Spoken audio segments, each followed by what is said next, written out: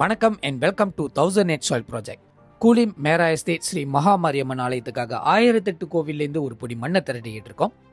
நான் இன்னைக்கு ஒரு எல்லைக்கு வந்திருக்கேன்.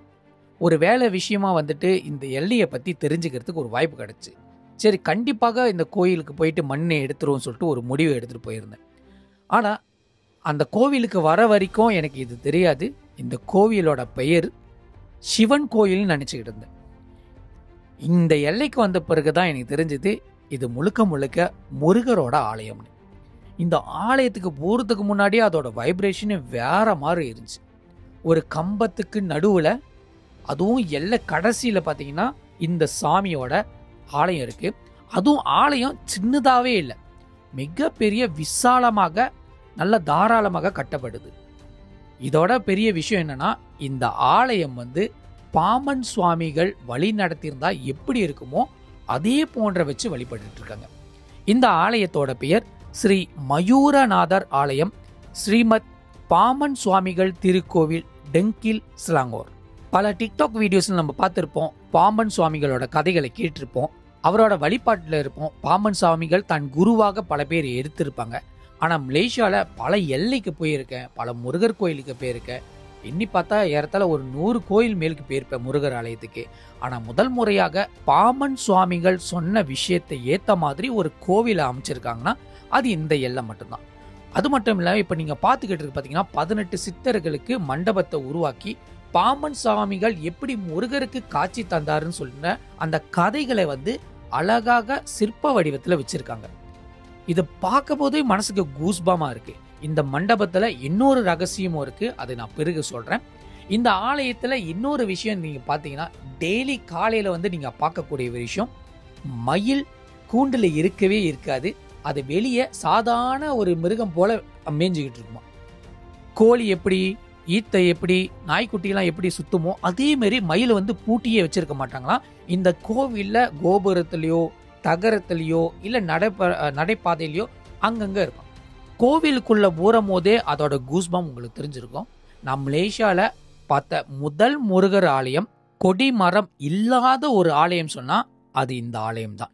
இந்த ஆலயத்துல இன்னொரு சிறப்பு இருக்கு, அதை நீங்க பார்க்க வேண்டியது இருக்கு.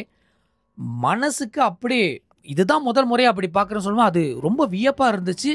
அது நினைக்கும் போதே மனசுக்கு கூஸ்பமா இருந்துச்சு. மேலுக்கு முருகர், கீழுக்கு பார்த்தீங்கன்னா பாம்பன் சுவாமிகளோட சிலையை வச்சுட்டு வணங்கி இருக்காங்க.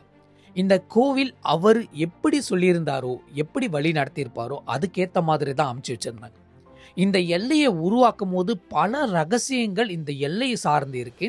எனக்கு கோவில்காரர் இடத்துல ஒரு மணி நேரம் நிறைய விஷயத்த சொன்னாரு. இந்த கோவில் சார்ந்து இருக்கிற புத்தகங்களும் எழுதின கதைகளும் அதோட வரலாறும் எனக்கு எடுத்து சொல்லியிருந்தாரு, எனக்கு கொடுத்திருந்தாரு. வரவங்களுக்கு கண்டிப்பா இந்த ஆலயத்தை பத்தி தெரியணும்னா கண்டிப்பா அங்க தகவல் கொடுப்பாங்க. இந்த ஆலயம் பக்தர்களுக்கு ஏத்த மாதிரி தான் அமைச்சு வச்சிருக்காங்க, அதுவும் அந்த வழிபாட்டில் இருக்கணும். முதல்ல சொல்லியிருந்தேனே, இந்த மண்டபத்துல ஒரு ரகசியம் இருக்குன்னு. என்ன ரகசியம்னா, இப்போ நம்ம பார்த்து இருக்கிற மயில்லாம் ஒரு காலகட்டத்தில் இறந்துருச்சுன்னா அந்த மயில்லாம் இந்த மண்டபத்தை சுத்தி தான் புதைப்பாங்களாம். எங்கேயும் தூக்கி போட மாட்டாங்க. இந்த மயில் இந்த கோவிலோட ஜீவசமாதியாக அமைச்சிருப்பாங்க.